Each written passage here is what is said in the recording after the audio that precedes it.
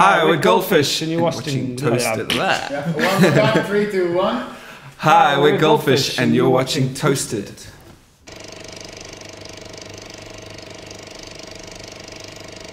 Hi, I'm Dom. I'm from Goldfish. I play double bass and keyboards. And I'm Dave, and I play saxophone and flute. Well, you're back in Amsterdam for, I believe, the 5th time already? Ooh, how many times have we been to Amsterdam? Too many. We've been to Amsterdam so many times. Not enough. What makes Amsterdam so special? The people, man. The people are awesome here. The audiences we play to in Amsterdam are some of the best audiences we play in the world, and we really love it here. The energy when we get on stage and we play at first notes, and the energy is just like up here the whole way. Yeah, and always you're also awesome. back on the Amsterdam dance event. What makes that so special? I think this is our 5th, when we're talking about 5, it's our 5th Amsterdam dance event. And yeah, our show's sold out playing the Overkant, and it's every single Amsterdam dance event show we've sold out about a month in advance, so we're really proud of that. And yeah, we can't wait to be playing on Friday nights. We've been attending all the panels. We're on a couple of the panels. It's focusing on South Africa this year. Yeah, it's amazing that the focus of ADE this year is on South Africa, because South Africa's got an amazing house music scene, and it's been going for years and years and years, and it's just it's hopefully the rest of the world can get a little small window into what's been happening there and what amazing talents there are around in South Africa. Do you think that's been neglected in the past? Well, geographically doesn't really help. Yeah, I mean, I wouldn't say neglected. It's just, it's kind of, there's so many places and there's so much music coming from all over the world that I think it has been sort of overlooked. I wouldn't say neglected, and I think it's now the time. Who shouts the loudest as well, Yeah. And I think in South Africa we've had a small voice up until now, and obviously the scene's grown to a sort of a tipping point. And there's a lot of artists who are doing really good stuff overseas, and people are starting to take notice of the sound that's coming out of that part of the world. Do you see yourself as front runners in that scene? We've always kind of tried to do something like create our own sort of pathway and our own sound and our own kind of thing in all areas, whether it's our live performance or our actual music. So we don't necessarily fit into one specific kind of genre.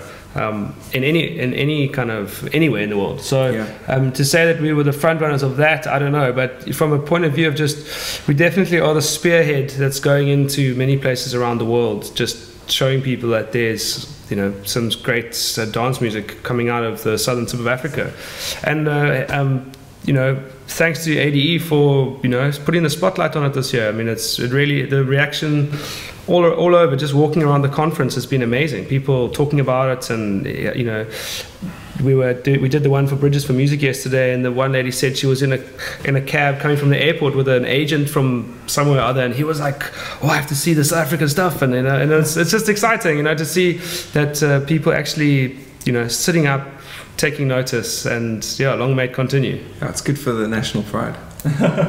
And coming back to the ADE, why do you think there's such a festival is possible in the Netherlands for all places? Why is the Netherlands? Well, that's a very easy answer. I mean, you only have to look at the top 100 DJs to see that about 30-40% of them are Dutch. What makes them so good, the Dutch DJs? Because they're booming now. I think just dance music is it's ingrained in your guys' culture, man. Yeah. It's amazing. It's like such a special place. You guys are just so excited about music and really you guys have taken it to the next level, really. It's part of the culture, and it's a priority. We find whenever we come to Amsterdam or Holland, it's higher up in the hierarchy than it may be in other parts of the world. I mean, you guys have got, the Netherlands have got probably the most outdoor festivals in the world, I think. I don't know, I could be wrong, but per capita. You guys have so many outdoor festivals, and yet you've got the most miserable weather. It doesn't make any sense. You guys are obviously completely crazy about dance music. It's the only explanation. And what better place to have a conference like ADE? I mean, it's really, we've seen it ADE has gone from strength to strength over the years, and I think one of the main successes of ADE in my mind has always been that the line between the events and the parties versus like the conferencing and the more business orientated and sort of learning side has been really well balanced. Like for instance, sort of WMC kind of lost the balance, and it just became all party and very little information and very little about the music.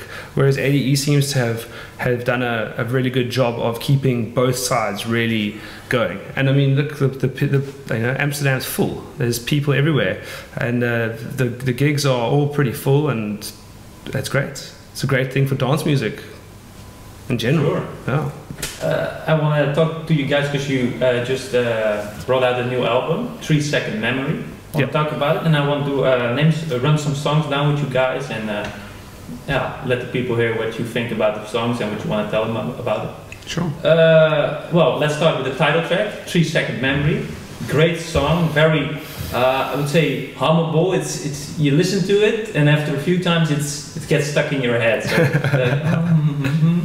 and I was wondering, I saw the video, and it has lots of references to like movies like Fear and Loathing, The Hangover, but also just like the 1 million views video, I saw some commentary. Yeah, some commentary on the modern day music industry, like the sign that said "Manufacturing Idiots," that's clearly idols, and the beaver with the dance off with a shirt which says Justin. So I can only imagine who that's.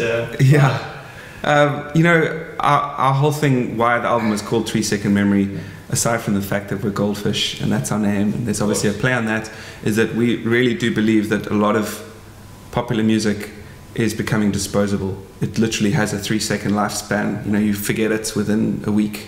If you hear it for 1 week, it comes and goes so quickly. And we were really trying to make an album of music that lasted, something you can still listen to in 10 years and hasn't dated, with the style of 2013, and also just something which told a story as a whole, it's almost like a series, and there's 12 episodes as opposed to just watching a movie. It's like you get a very small kind of picture of a story by like just one thing. The characters don't get a chance to develop over a full album. If you can make an album that can tell a story or can have a cohesive kind of vibe about it, the hope is that it will become something of in itself, the album as a whole. And the opening track, 3 Second Memory, it's the song itself is we were working on that song for quite a while now. I think for about at least a year and a half, maybe even longer, and it was actually the last song that we did with one of our old vocalists, a.k.a, and he did a great vocal performance on it, and the video then just we have some awesome animators that we work with, and we always you worked with them in the past, right? Yes, we've got about six well videos, there's basically the guy who did this video was the same guy who did the Washing Over Me video, Matt Torode. And he we just jammed some ideas, and we actually brought Mike Scott in, who does the other videos, who did 1 million views, and that we brought him on as well in like a producer kind of angle to really help, because he's got the most crazy ideas, and between all of us we just sort of jam all these like silly ideas, and it's also to keep that cohesiveness that all the videos actually become part of a story, and they all have like references, because in the Washing Over Me video I saw the sex guy and some internet we like to reference popular culture and kind of have a bit of commentary on it, and there's no better place to do that than animation, because you can do anything, and you can allude to it. You can think of, you can, if you think, let's have this fall on that, or let's make this. Yeah, you don't have to do it in CGI or actually do it in real life. We can just draw it. No, it gets a very happy feeling. When I saw the video, it's immediately get you happy, uplifting. We're also just really allergic to the cliched music video. Just like chicks by the pool, driving in my car. Like, honestly, it's like you're gonna die of like creative malnutrition. It's just like, come on, let's go something better we can do. And obviously, the animation it's expensive to do, and it takes a lot of time, and we put a lot of energy into it with animation and with our collaborators. But we've started something, I think, from that, and we can see from the comments on YouTube, people are actually following the story. Yeah, and because it really tells a story. Goldfish Man. Goldfish Man's Adventures. Yeah, what's his name of the mask? It doesn't have. He's just Goldfish Man. Goldfish Man. He's like a superhero, and his function is his superhero like power is people. You know, he forgets everything. He makes you forget. He makes you forget. Anyway, And coming back to the other video, 1 million views, and I read that you had some comments on that already.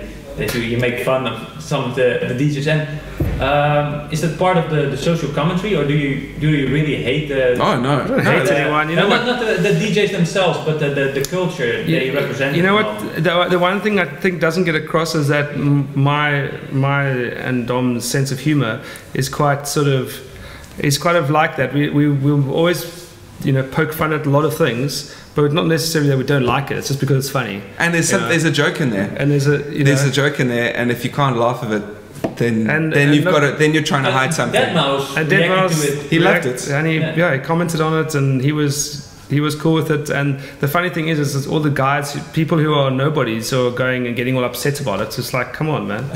You know, the guy who's but that's the internet. the guy who's the worst villain in the whole video, who's been taken down, dead rat. He's like he's the baddie really, because he's the teacher at the DJ school teaching everyone to press play. And you know, the parody was on Deadmau5, and Deadmau5 laughed at it. So why are these other people getting so upset about it? Just have fun and laugh, and maybe it'll open a channel. Just make love, man. Maybe it'll open a channel for people to kind of think about things a bit, you know, like. But it does tell something about. Yeah, I mean, DJs. it kind of came out of the thing of what Deadmau5, he wrote a blog a year and a half ago called We All Press Play.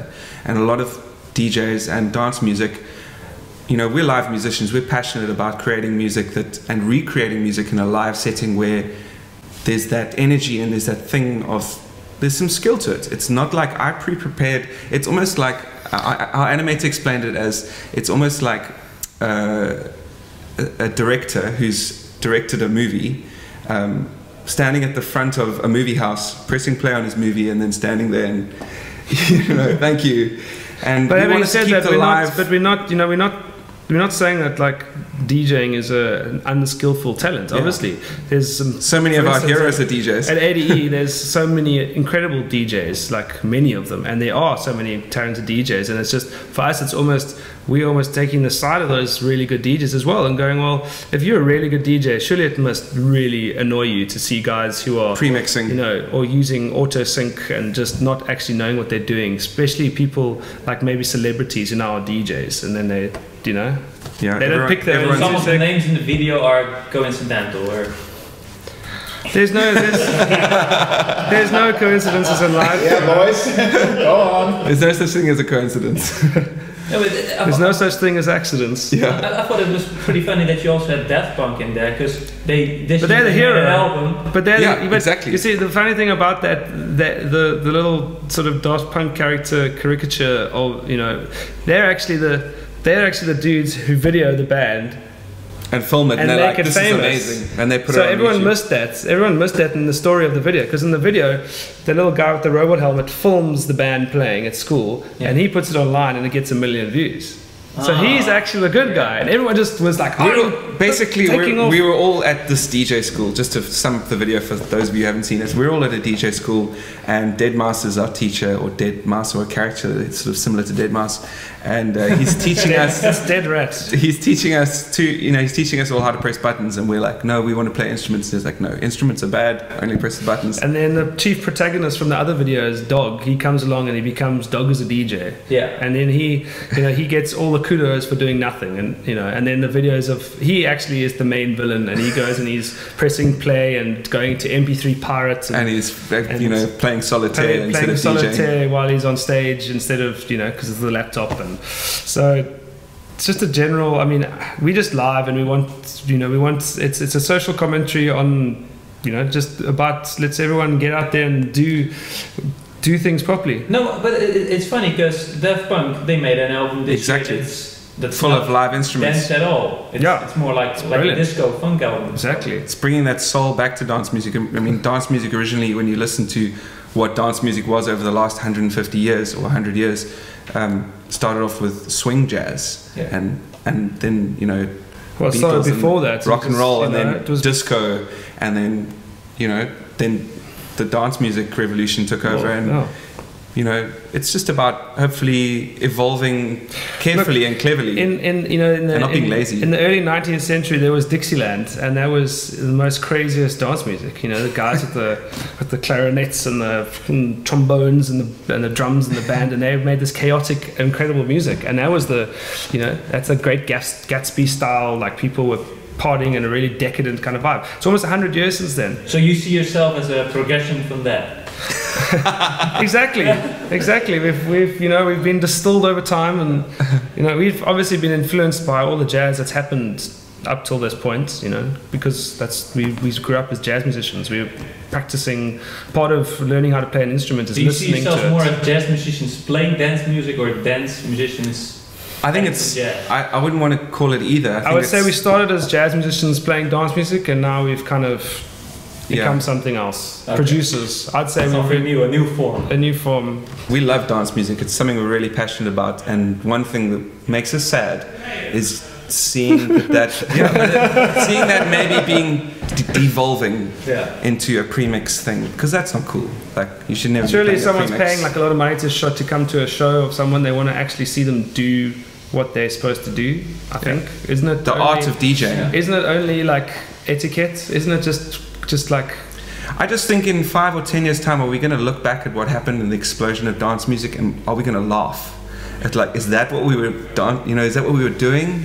Is that it? Is that all there was? And obviously there's some guys who are doing incredible stuff. I mean, they're at the conference at ADE. They're like, for instance, last night there was a thing about lighting and music and mixing it all together. And the technology is so incredible these days. You can do it where the music is all linked up, and there's a lot of guys doing this stuff where it is we're doing it, and we're like half stupid. So I mean, there's guys here who are like super technical, talented, and the big guys have got lots of money to throw around. They can easily get people linking up. I mean, Armin van Buuren's running a whole time-coded like show with the videos and the songs, and so everything's possible.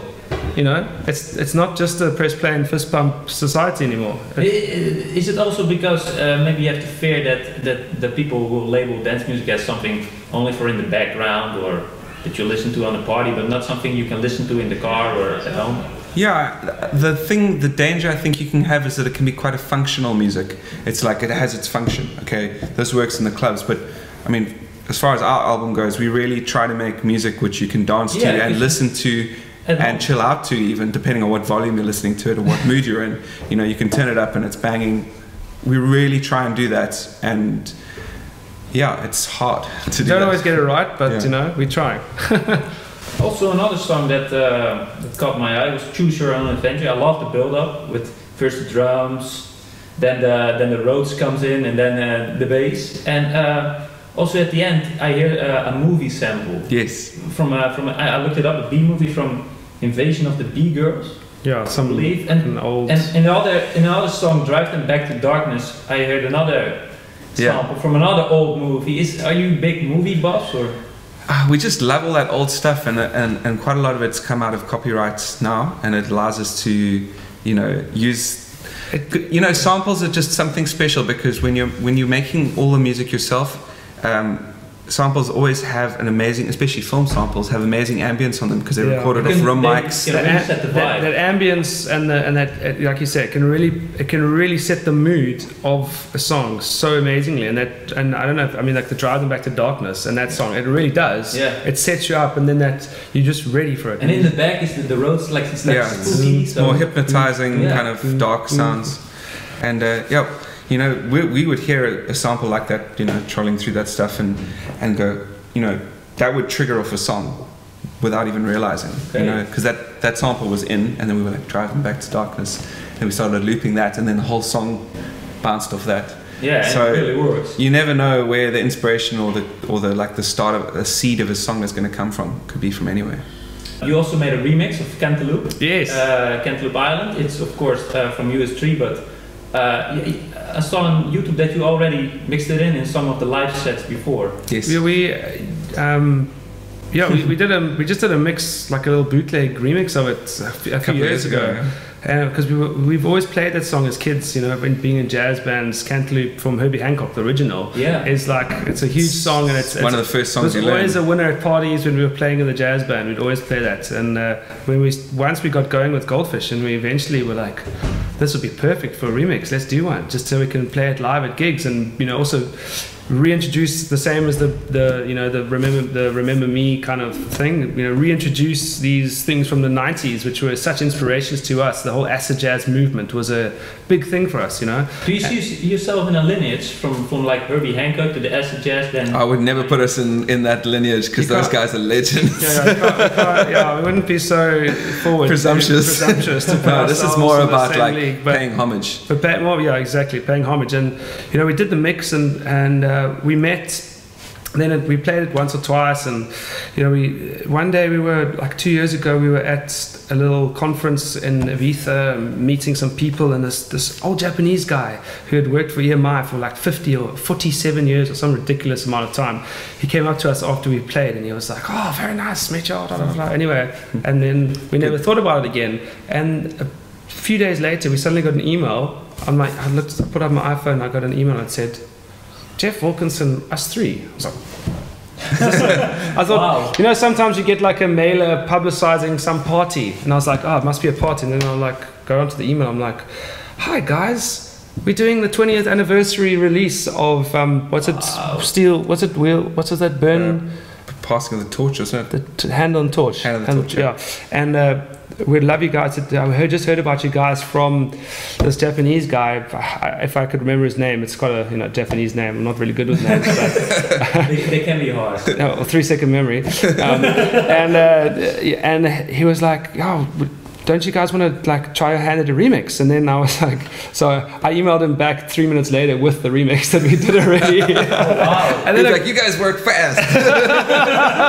It was quite funny. And then the most incredible thing, obviously, we had just done the remix from the master file, like the stereo WAV, and then he was like, "Okay, guys, do this, and we'll get you some separates." And we were like, "Oh, baby!" So they went, and they would. The song had been done on 2 tracks, so they had to go into the studio and run it off tape and put it down and to digitize it. And then, so it took a couple of weeks, and then one day we got this little link with these samples from the actual original, and we got that trumpet solo, man. And it's such a trumpet solo, man. It's crazy. It must be a great feeling. No, it was. It was an honor to get that stuff. We were like pigs in the mud, man. It was just going mad. Full circle as well. You know, like a sample of a sample of a sample. You know, Herbie Hancock played it, then us 3 sampled it, then we remixed it, and then we got the original samples from, you know, the original recordings, and it was, I mean, to have that full circle, it's like you're holding really precious stuff.